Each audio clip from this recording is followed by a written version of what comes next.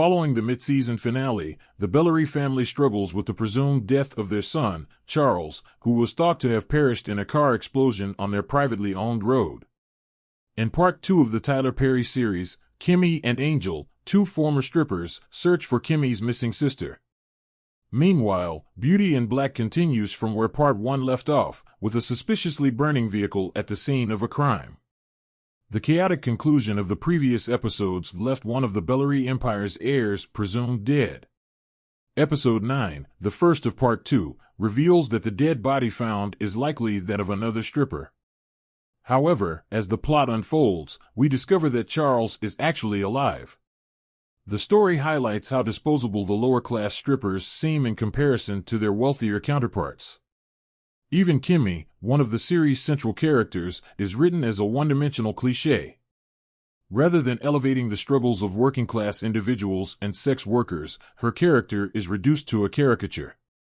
She is drawn into irreversible violence without the depth needed to justify her actions. Beauty in Black might appeal to fans familiar with the Tyler Perry formula, but if you're expecting the writing to transcend common clichés, this series might not be for you. The story begins with two separate narratives. Kimmy works a dangerous job at a strip club, where she is constantly pressured to undergo plastic surgery to increase her earnings. Despite her reluctance, her closest friend insists on going through with the procedure, even though it's a risky back-alley operation. Ignoring Kimmy's warnings, she moves forward with it, while Buddy, the club's manager, repeatedly threatens Kimmy. Meanwhile, Jules, the club's ringleader, holds a significant debt over Kimmy's head and appears to have a disturbing interest in her. On the other side of town, Mallory Bellery, heiress to a successful haircare empire, is regarded as the family's sweetheart. However, everyone despises her husband, Roy, who remains oblivious to her cruel tendencies. One night, on her way home, Mallory accidentally runs over Ina. Realizing the disastrous implications, she conspires with Jules to cover up the accident, ensuring that Ina remains in a coma and unable to reveal the truth. Amid this chaos, Mallory organizes a Beauty in Black charity event for foster children while simultaneously trying to uncover Roy's mistress, unaware that it is Kimmy. Roy and Kimmy's relationship is tense. When Kimmy attempts to sabotage him by calling Mallory from his phone during sex, Roy decides to end things permanently. However, his revenge will have to wait. Olivia, desperate to keep her sons away from the ensuing carnage, pleads with Norman, but he continues to wreak havoc. Meanwhile, a class-action lawsuit against Mallory's company gains momentum. As she tries to navigate the legal trouble, she begins an affair with her driver, Calvin. He confesses his feelings for her, but by the conclusion of episode 8, she ultimately rejects him. Horace, another member of the Bellery family, becomes a regular client of Kimmy's.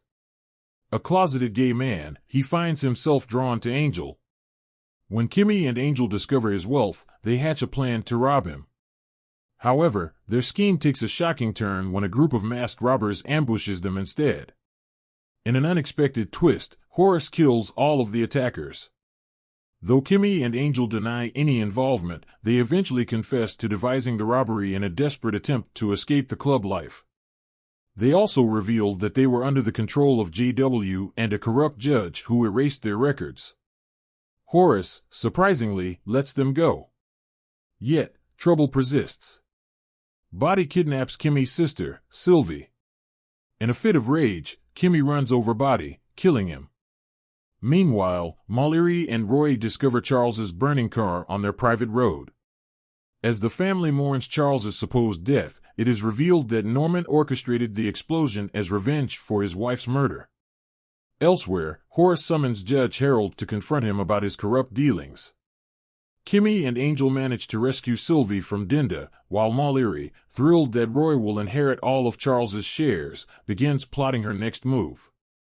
Chaos erupts in the Bellery household when Van Ney unexpectedly returns home and finds Charles alive and well. In another shocking development, Kimmy discovers Sylvie at Dinda's house, armed with a gun. Pushed to the edge, Kimmy shoots and kills Dinda. Meanwhile, after learning about Buddy and Dinda's deaths, Jules orders Charles to track down Kimmy. Horace uncovers Norman's illicit activities and plans to take action. Barney warns Horace that if any Bellary family member is convicted of a felony, they will lose their shares in the company. Desperate to protect his assets, Horace enlists Jules to locate Angel. The tension escalates when Horace contacts the others, prompting them to uncover his true motives. As the number of plaintiffs in the class action lawsuit rises to 64, Lena calls Mallory to discuss a potential settlement. In a fit of rage, Kimmy throws Roy out of a window after he refuses to tell her Sylvie's whereabouts. Horace, sensing an opportunity, makes a surprising proposal to Kimmy. He wants to marry her and transfer his shares to her, ensuring his sons won't inherit them. Though hesitant at first, Kimmy realizes that the deal has no hidden conditions.